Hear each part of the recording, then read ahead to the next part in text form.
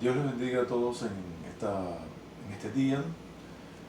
Le damos la bienvenida a nuestro canal Lámpara a nuestros pies. Es el canal que utilizamos para estudios fundamentales de la palabra de Dios, doctrinas que son necesarios conocer y manejar.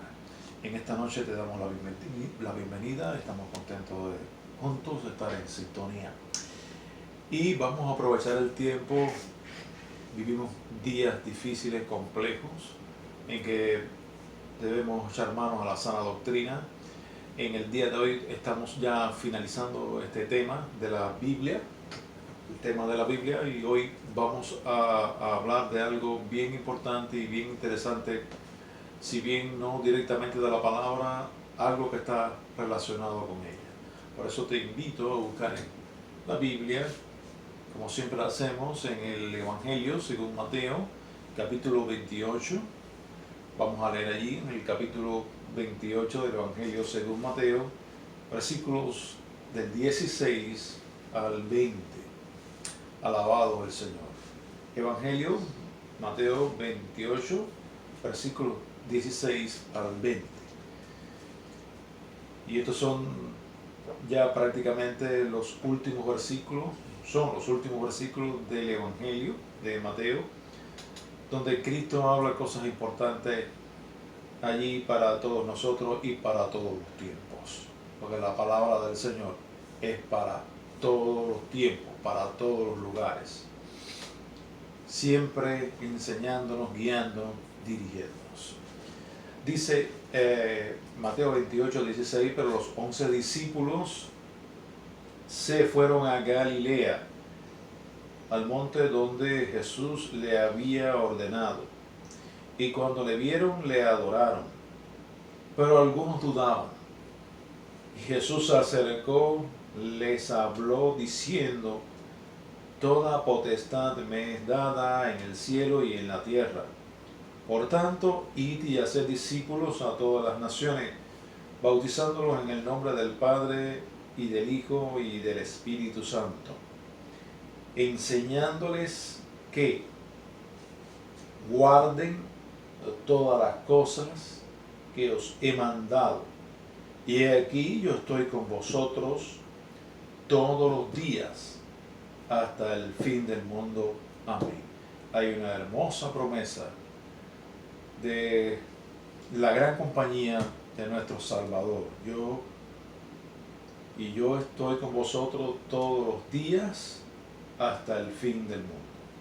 Te damos gracias en esta noche, Padre Celestial, te adoramos y te bendecimos, te rogamos tu ayuda, tu bendición, para poder expresarnos y también para poder entender el alcance de tu palabra. Bendice a cada uno en el nombre de Jesús. Amén. Sí, esto, como ya decíamos, es la última parte del tema Biblia, donde vamos a tocar un punto relacionado con la palabra. Pues hemos hablado acerca de los nombres de la Biblia, hemos desglosado acerca de la unicidad de ella, el concepto de Biblia, muchas cosas hemos tocado a lo largo de todas estas clases, y hoy nos vamos a referir a los predicadores, aquellos que son los encargados de exponer la palabra de Dios, porque de alguna cosa sabemos, estamos seguros de que la palabra de Dios no contiene errores. El error es de los seres humanos que la predican, que la exponen. Y antes de terminar con este tema de Biblia, queremos hablar algo acerca de los predicadores, aquellos que se encargan de exponer, de explicar públicamente la palabra de Dios. Por eso hemos encontrado dos formas de hablar el Evangelio, de predicar la palabra de Dios, y lo hemos anotado aquí en la pizarra. Una de ellas es la obra personal. Yo diría que es la obra personal, la obra que se realiza, que hacen todos los creyentes, que todos los creyentes están llamados a realizar. Es importante cuando hablamos de Cristo, cuando presentamos a Cristo, sobre todo a las personas que no le conocen. Esa es la obra personal. Cuando le decimos a alguien, mira, Cristo te ama, Cristo ha muerto por ti, tú necesitas un Salvador. La Biblia dice que todas las personas son pecadoras y todo aquel que hace una fe práctica, pone su fe en el Hijo de Dios, tiene vida eterna. Ese es el Evangelio en miniatura, ese es el resumen de toda la Biblia y esa es la obra personal que todos los creyentes, todos sin excepción, hombres, mujeres, todos estamos llamados a realizar. Yo he buscado allí para hablar, para ejemplificar la obra personal, la conversación o parte de la conversación que hay allí en el Evangelio de Juan, capítulo 4. Y yo te invito, Juan, capítulo 4, habla de la obra personal que hizo alguien, que hizo una mujer. Y vamos a estar aclarando ciertas cosas que se malinterpretan de este hermoso pasaje, de este instructivo pasaje. En Juan capítulo 4 hay una conversación entre Jesús, que iba por la región de Samaria. Los samaritanos eran un híbrido, eran pueblos mezclados entre los hebreos y los gentiles. El samaritano es eso, la mezcla de razas. Y había una situación racial entre los judíos y los samaritanos, no se trataban. Jesús borra todas las diferencias. En Jesús hay derribo de murallas raciales, y él vino para el africano, para el europeo, para el blanco, para el negro, y también vino para los samaritanos y para los judíos. Y hay una conversación muy agradable donde le dice quién es, o le habla a la samaritana y le dice: si conocieras el don de Dios y quién es el que te dice dame de beber, tú le pedirías agua, él te daría agua viva. Bien, en el versículo 16 de este capítulo 4 le dijo Jesús a la samaritana, Jesús le dijo: ve, llama a tu marido y ven acá. Esa es la encomienda que el Señor le da a la mujer samaritana. Ve, llama a tu marido y ven acá. Hay algunos predicadores que hablan de que esta es la primera mujer evangelista o la primera mujer con ministerio evangelístico. Esto no es lo que dice la Biblia. El Señor no le dio una encomienda a la mujer samaritana incluso de predicar el evangelio. No fue así. El Señor lo único que le dijo fue: ve, llama a tu marido y ven acá. Y en el versículo 28 dice: entonces la mujer dejó su cántaro, después de la conversación, que era al lado de un pozo de Jacob. Entonces la mujer dejó su cántaro, fue a la ciudad y dijo a los hombres: venid, ved a un hombre que me ha dicho todo cuanto es hecho. ¿No será este el Cristo? Entonces salieron de la ciudad y vinieron a él. Y en el versículo 42 decía, está el resultado del trabajo que hizo la mujer con aquellos hombres en Samaria, que ella fue el medio, el instrumento, hizo obra personal, le habló del Mesías a estos hombres. Y en el versículo 42 dice: y decían a la mujer: ya no creemos solamente por tu dicho, porque nosotros mismos hemos oído y sabemos que verdaderamente este es el Salvador del mundo, el Cristo. Qué bueno es cuando predicamos la obra personal y las personas que nos escuchan han entendido correctamente que le estamos hablando del Salvador de nuestras almas. No un personaje bueno, no un revolucionario, no otro tipo de persona. Estamos hablando de lo más importante de la vida, del Salvador de nuestras almas. Y eso es lo que se presenta en la obra personal. Pero hay una cosa, yo vuelvo a repetir: Jesús no le encomendó a la mujer samaritana que predicara. Sin embargo, ella lo hizo. Ella le habló del Mesías. Ellos le escucharon Ellos vinieron, Jesús no les recriminó, no le fustigó, no reprendió a la mujer por hacer obra personal. Y eso es importante. Ese es el ejemplo en la Biblia de la obra personal que todos los cristianos estamos llamados a hacer. Pero hay una segunda forma, y es la que quiero enfatizar en esta noche o en este día. Hay una segunda forma de predicar el Evangelio, y es la forma de la enseñanza pública. A veces lo hacemos desde un púlpito, a veces lo hacemos desde un micrófono en una emisora de radio. Jesús lo hizo en varias ocasiones. Jesús utilizó diferentes púlpitos. A veces era en una montaña, a veces era subido encima de una barca a la orilla del mar. Qué escenario, qué púlpito más lindo, ese de la barca a la orilla del mar, hablándole a las multitudes.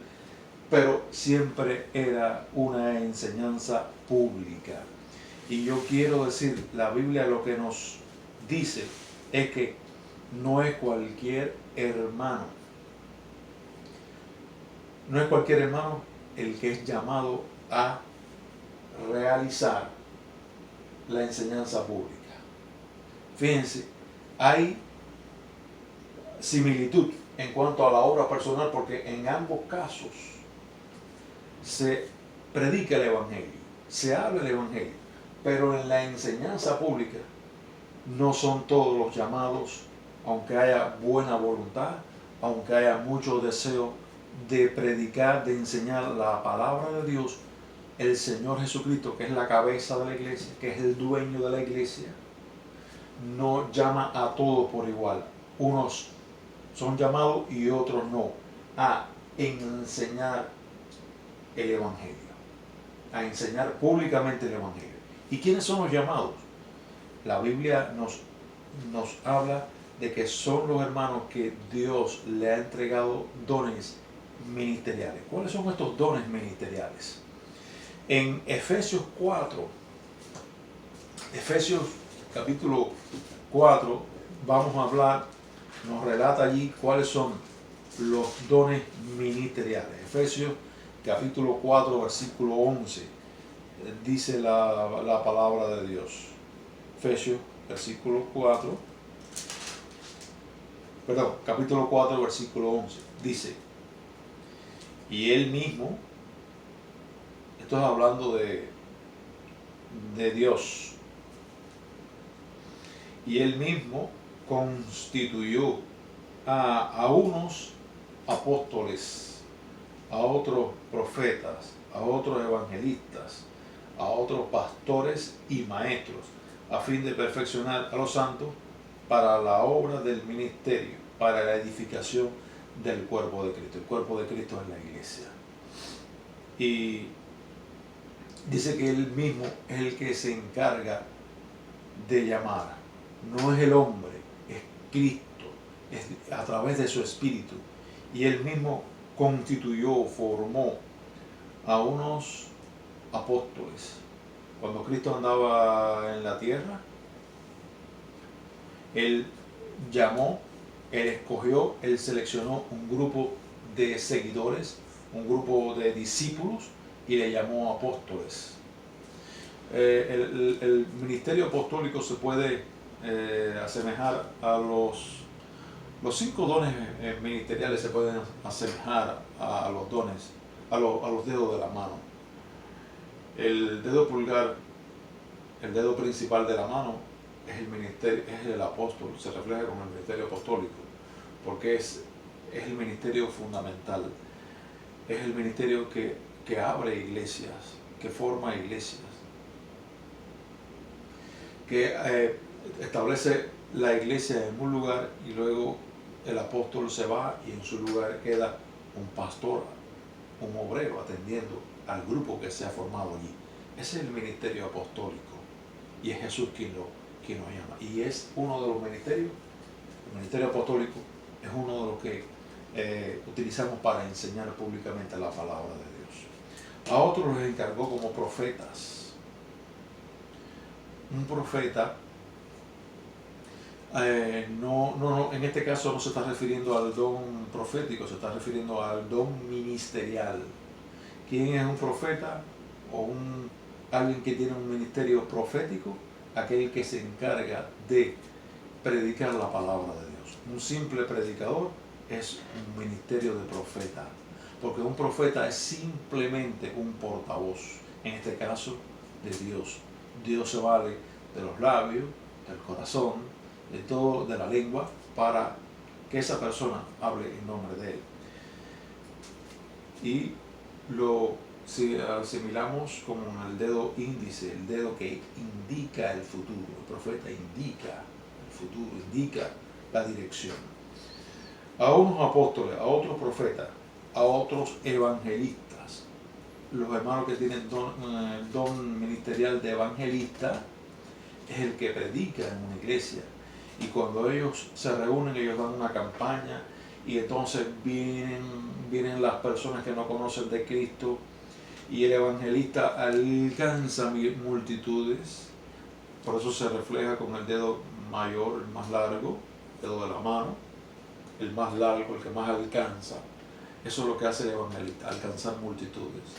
Vienen las personas que no conocen de Dios, le conocen, unos son sanados, ocurren milagros, ocurren señales y todos somos bendecidos. Ese es el ministerio evangelístico. Otros, pastores y maestros. Pastores, el dedo del amor, el dedo de los anillos, el dedo del amor, y el maestro, donde la mano se asienta para escribir. Todos los dedos se asientan en el ministerio de maestro. Esto, a grandes rasgos, hermanos, son los que son, y valga la redundancia, estos son los hermanos encargados de enseñar la palabra de Dios. Fíjense que Él escoge. Siempre fue así. Tanto en los días de la iglesia del Nuevo Testamento, como en el pasado, en el Antiguo Testamento, también hubo una escuela de profetas que enseñaba y los profetas se preparaban. Yo quiero, antes de salir de este punto, quiero decir, hay personas que dicen que el ministerio apostólico no está vigente hoy en día. Sí lo está. Yo creo que todos los principios de la iglesia que comenzó, la iglesia que fundó, que comenzó el Señor Jesucristo, están vigentes hoy en día. Los principios, la ley espiritual, los dones, todos los dones ministeriales, los dones espirituales, todo está vigente hoy en día, porque hay una sola fe, hay una sola iglesia, hay un solo Señor, hay un solo Dios. La iglesia no la comenzó la iglesia católica, comenzó con la cabeza de la iglesia, que es el Señor Jesucristo. Él fue el que sentó las bases, Él fue el que enseñó la palabra, Él fue el que dio a conocer la voluntad del Padre. Él fundó la iglesia, Él murió por nosotros y a partir del día de Pentecostés comenzó la iglesia hasta nuestros días. Y va a estar vigente hasta que Cristo venga por segunda vez a recoger su iglesia, a llamar a su iglesia para que se produzcan las bodas del Cordero con Él allá en el cielo. La iglesia es un pueblo especial, hermano, bien especial. No hay ningún pueblo que tenga los privilegios que tenga la iglesia. Es sobre todo la reina, la esposa del Cordero, la que Dios ha preparado sin mancha y arruga para que sea la esposa de su Hijo. Alabado el Señor. Así que no todos los hermanos, tristemente, pueden predicar. Es a los que Dios llama, los que Dios escoge. Siempre ha sido así. No es que ellos sean privilegiados. Esto es un servicio. El servicio de enseñar públicamente no es un privilegio, es un servicio, es un ministerio, que es lo que significa la palabra ministerio. Ministrar es servir. El Señor lo hizo cuando Él andaba por la tierra, escogió a sus apóstoles. Ahora el Señor ministra a través de su Espíritu Santo y lo sigue haciendo. Allí en Hechos, y lo tenemos aquí anotado, Hechos 13:3. Estoy demostrando que es el Señor, a través de su Espíritu Santo, el que escoge los obreros, él coge a determinados hermanos para hacer un trabajo. Hechos 13:3, hay una selección de hermanos. Hechos 13:3. Alabado el Señor. Hay una selección de hermanos.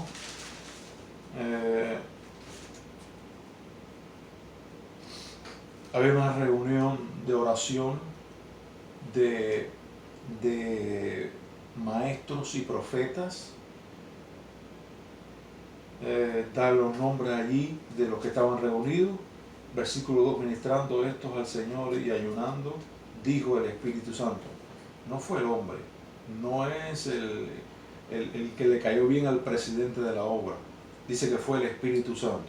Ministrando estos al Señor y ayunando, dijo el Espíritu Santo, apartarme a Bernabé y a Saulo para la obra a que los he llamado. Fue el Espíritu Santo quien seleccionó, quien escogió. Esto me sirve también para aquellos que dicen que el Espíritu Santo es una fuerza activa. No. El Espíritu Santo es la tercera persona de la Trinidad. Y Él habla, y Él indica, y Él dirige. Una fuerza activa no habla, no dirige. Aquí lo vemos al Espíritu Santo impartiendo instrucciones a la iglesia. Versículo 2, ministrando esto al Señor y ayunando, dijo el Espíritu Santo, apartarme es separarme a Bernabé y a Saulo para la obra que los he llamado. Entonces, habiendo ayunado y orado, les impusieron las manos y los despidieron. Porque es el Espíritu Santo el que escoge a los obreros para hacer trabajos especiales, porque en fin de cuentas de Dios es la iglesia, no de nosotros. Ok, otro ejemplo de enseñanza pública está en 1 Corintios 12, del 4 al 6. Ahí están los dones. 1 Corintios 12, del 4 al 6. Dice, ahora bien, hay diversidad de dones, pero el Espíritu es el mismo. Y hay diversidad de ministerios, pero el Señor es el mismo. Y hay diversidad de operaciones. Sí, estamos hablando de la multiforme gracia de Dios. Dios reparte dones espirituales, como el don de lenguas, el don de interpretación de lengua, el don de fe. Lo hace. Todavía el Señor hoy en día lo hace. Todavía esos dones en la iglesia están vigentes. Están los dones ministeriales, que es lo que acabamos de mencionar ahora: apóstoles, profetas, evangelistas, pastores, maestros. Versículo 6, y hay diversidad de operaciones. Estas operaciones, en la iglesia se producen caídas, en la iglesia se producen cosas, porque Dios tiene una multiforme gracia de tratar con todos nosotros. Versículo 6, hay diversidad de operaciones, pero Dios, que hace todas las cosas en todos, es el mismo. Dice en el versículo 11, pero todas estas cosas las hace uno y el mismo Espíritu, repartiendo a cada uno en particular como Él quiere. Así que es el Espíritu Santo quien reparte los dones para que le sirvan a Él como Él quiere. No hay comentarios en cuanto a eso. Todos no son llamados, todos no son profetas, todos no son maestros, todos no tienen don de lengua, todo es a quien Él quiere darle esos dones. Él reparte como Él quiere, conforme a su multiforme gracia. Eso es lo que nos dice 1 Corintios 12, del 4 al 6. Y le estoy demostrando con esto, hermano, una cosa bien importante, porque la iglesia ha caído en el error. Vamos a tratar en Mateo 28, del 16 al 20, vamos a tratar de la gran comisión. Porque se ha dicho por años, se ha convertido en una tradición que las palabras de Jesús en la gran comisión es para todos los hermanos de la iglesia. Eso no es lo que enseña la palabra. Mateo 28, del 16 al 20, habla de la Gran Comisión. Esto ocurrió 2 semanas después de la resurrección del Señor. Ustedes saben que el Señor fue crucificado un domingo, el primer día de la semana. Temprano en la mañana, las hermanas, las mujeres, fueron las primeras en darse cuenta de que la tumba estaba vacía. Después, durante ese primer día de la semana, el Señor se le apareció a unos cuantos discípulos. Se le apareció a Pedro, se le apareció a Santiago. En la tarde se le apareció a 2 discípulos que iban camino de Maús. Y por la noche, Él apareció en un lugar donde estaban reunidos los apóstoles con las puertas cerradas. Él se apareció allí, aquel domingo, aquel primer día de la semana. Pasaron los días. Y esto que ocurre en Mateo capítulo 28, del 16 al 20, ocurre en la provincia de Galilea. El Señor resucitó en Judea, la provincia de Judea, en Jerusalén. Galilea estaba un poco más distante, a decenas de kilómetros hacia el norte. Dice en el versículo 16, pero los 11 discípulos, porque ya ustedes saben que el apóstol o el discípulo faltaba Judas, que fue el traidor, y habían 11 nada más. Pero los 11 discípulos se fueron a Galilea, al monte donde Jesús le había ordenado. Versículo 17. Y cuando le vieron, le adoraron. Qué lindo es saber de que nuestro Dios es digno de adoración. Qué hermoso es saber de que Cristo era 100% Dios. Desde el día que Él nació, le estaban adorando. Los magos le adoraron. Los discípulos le adoraron. Y ahora, ¿cuántas veces en la barca, cuántas veces en el ministerio de Cristo a Él le adoraron? Y ahora lo vuelven a hacer porque Él es Dios. Las criaturas adoran al Creador. Las criaturas no adoran criaturas. Es un error. La adoración es una prerrogativa exclusiva de Dios, del Padre, del Hijo y del Espíritu Santo. Es una prerrogativa solamente para ellos, no para nadie más. No se adora a los hombres, no se adora a los ángeles, no se adora a más nadie, no se adora a los niños. Por muy grande, por muy fuerte, por muy acaudalado, por muy rico que sea la persona, por muy hermoso o muy hermosa, no se le adora. La adoración es algo exclusivo, es prerrogativa exclusiva de Dios. Y Jesús se acercó, les habló diciendo: toda potestad me es dada en el cielo y en la tierra. Alabado el Señor. Por tanto, id y haced discípulos a todas las naciones, bautizándolos en el nombre del Padre, del Hijo y del Espíritu Santo. Es decir, Él estaba encargando a aquellos que Él había formado durante 3 años y medio para que se quedaran en sustitución de Él. Él les estaba encargando que formaran discípulos, que los bautizara en nombre del Padre, del Hijo y del Espíritu Santo, y después que le enseñaran que guardasen todas las cosas que Él había mandado. Una de las funciones que tienen los hermanos que tienen el llamado a enseñar públicamente a través de los ministerios, ya sea el apostolado, ya sea el profético, ya sea el de evangelista, del pastor o del maestro, el encargo es de enseñar lo que Cristo ha mandado que se guarde. Y son varios mandamientos, no son 2 solamente. Son varios mandamientos. Él dijo todas las cosas. Y esta es la tarea fundamental. Hay quien dice que Él es llamado nada más que a enseñar ciertas cosas. No. A la Biblia me dice a mí y te dice a ti, si eres pastor, si eres maestro, que debes enseñar a que la iglesia guarde todas las cosas que Cristo ha mandado. Y después dijo el Señor, he aquí yo estoy con vosotros todos los días hasta el fin del mundo. Amén. Tengo que hacer un pare y voy a seguir porque el tiempo no me alcanza y estamos tratando cosas fundamentales, cosas importantes. Dios te bendiga. Nos vemos en el próximo encuentro.